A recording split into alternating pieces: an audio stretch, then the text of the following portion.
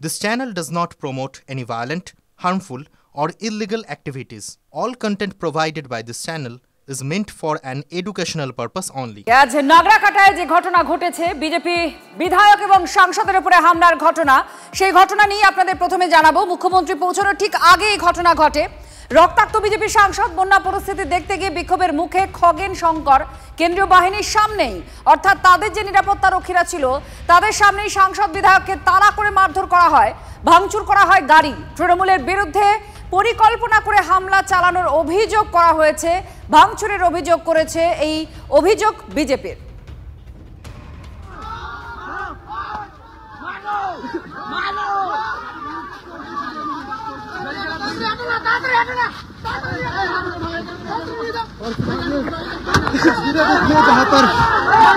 দেখতে পাচ্ছেন রীতিমতো হাতাহাতিতে জড়িয়ে পড়লো।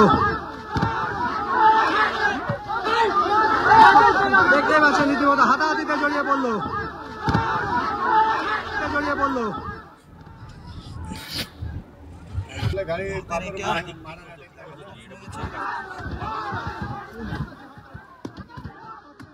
মেরেই ফেলতে চেয়েছিল। ইটটা দেখাও। এই যে এটা এটাও রক্ত লেগে আছে। সব এই সব দিয়ে মেরে কোথা থেকে এসে পুরো চোখ এই যে এগুলো কি অবস্থা।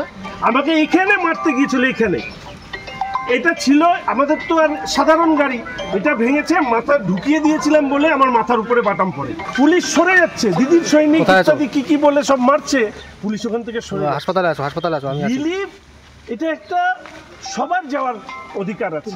কেন্দ্রের সরকার, মাননীয় প্রধানমন্ত্রী, দেশের স্বরাষ্ট্রমন্ত্রী, আমাদের সাংসদ সবাই মিলে যখন আমরা এই কথাটা বারবার করে বলছি যে আমরা সহযোগিতা করতে চাই, কেন্দ্রের সরকারের সহযোগিতা নিতে চাই, এত বড় প্রাকৃতিক বিপর্যয়, সেখানে ওরা আমরা শুধুমাত্র বিজেপি করি বলে খুন করতে চাই। আজকে বাটাম যদি আমার মাথায় পড়তো, আমি ভিতরে না ঢুকে যেতাম, তাহলে তো আজকে এখানে দিদির সৈনিক বলে আমাদের উপরে আক্রমণ চালিয়েছে। দিদি করছে, দিদির ছেলেরা দিদি করছিল। এবং কি নাম, হাজিপাড়া না কি আমি জানি না এক্স্যাক্টলি। আমি ছিলাম, নাগরাকাটার বিধায়ক ছিলেন, ফালাকাটার বিধায়ক ছিলেন, আমরা 4-5 জন এইদিকে পেরিয়ে আসছি, ওনারা আসার জন্য চেষ্টা করছিলেন, তাদের মানে নৌকা উল্টে দেওয়ার তারা চেষ্টা করেছে এবং পূর্ব পরিকল্পনা মাফিক সেখানে মানে এমনভাবে মেরেছে আমাদের উত্তর মালদার সাংসদ নাক মুখ দিয়ে রক্ত বের হচ্ছে। কারণ নিরাপত্তা 2 জন আছে, কিন্তু তারা পরিকল্পনা মাফিক মানে 100 লোক তারা এখানে জমা হয়েছে। সব ওইখানে দেখা যাচ্ছে যে নদীর ওই পারে আমরা যখন টোটাল মাইনরিটি লোকেরাই সেখানে থাকে, পুরোপুরি যারা মানে আমরা বলতে পারি যে অনৈতিকভাবে যারা এখানে এসে বসবাস করছে তারা এখানে চড়া হয়েছে। ঠিক আছে, আর যেখানে আমরা এসেছি পুরোপুরি ট্রাইবাল লোকরা থাকে, চা বাগান এলাকা, তাদের পাশে দাঁড়ানোর জন্য আমাদের নেতৃত্ব এসেছে। কিন্তু পূর্ব পরিকল্পনা মাফিক যারা টিএমসি আশ্রিত গুন্ডার আছে তারা এখানে হামলা করেছে আমাদের। কারো হাতে তো তৃণমূলের পতাকা বলে কিছু দেখলাম না। তাহলে যে লোকটা নাগরাকাটার সাথে যার কোনো যোগাযোগ নেই কোনোদিনও, ওই মালদার এমপি, শিলিগুড়ির এমএলএ, এরা তো নাগরাকাটার মানুষদের চেনার কথা না, চেনেও না। তা কেমন করে বুঝলো যে কোনটা তৃণমূল, কোনটা বিজেপি, কোনটা অন্য দলের সিপিএমের কে করেছে? যখন শুনেছে যে মাননীয় মুখ্যমন্ত্রী আসছেন ছুটে কলকাতার থেকে, তখন এসে এখানে মানুষকে উস্কানি দিয়ে তাদেরকে নানাভাবে এখানে গোলমাল পাকানোর আগের থেকে একটা পরিকল্পনা করছিল। এটা বুমেরাং হয়ে গেছে। এই ক্ষোভটা হচ্ছে, এখানে কোনো তৃণমূলের ব্যাপার নেই। সাধারণ মানুষ ওদের বিরুদ্ধে ক্ষোভ দেখিয়েছে এবং সাধারণ মানুষের রোষের মুখে ওরা পড়েছে। আমি বসে বসে এই ছবিগুলো দেখছিলাম। আর এই ঘটনার পর শুভেন্দু অধিকারী তার বক্তব্য, অর্থাৎ তার যে পোস্ট, সেই বক্তব্য আপনাদের সামনে তুলে ধরছি। প্রধানমন্ত্রী এবং কেন্দ্রীয় স্বরাষ্ট্রমন্ত্রীর দৃষ্টি আকর্ষণ করেছেন শুভেন্দু অধিকারী এবং মুখ্যমন্ত্রীকে তীব্র আক্রমণ করেছেন বিরোধী দলনেতা। আতঙ্কে রয়েছেন মমতা বন্দ্যোপাধ্যায়। মুখ্যমন্ত্রীর অমানবিক আচরণ ধরে ফেলেছে রাজ্যবাসী, বিজেপিকে দমাতে পারবেন না মুখ্যমন্ত্রী। সোশ্যাল মিডিয়ায় এই পোস্ট লিখেছেন শুভেন্দু অধিকারী। শুভেন্দু অধিকারীর পোস্ট আপনাদের দেখাচ্ছি, যেখানে মমতা বন্দ্যোপাধ্যায়কে তিনি আক্রমণ করেছেন। বিজেপিকে দমাতে পারবে না মুখ্যমন্ত্রী তিনি লিখছেন মুখ্যমন্ত্রীর অমানবিক আচরণ ধরে ফেলেছে রাজ্যবাসী, আতঙ্কে রয়েছেন মুখ্যমন্ত্রী মমতা বন্দ্যোপাধ্যায়, লিখেছেন বিরোধী দলনেতা শুভেন্দু অধিকারী।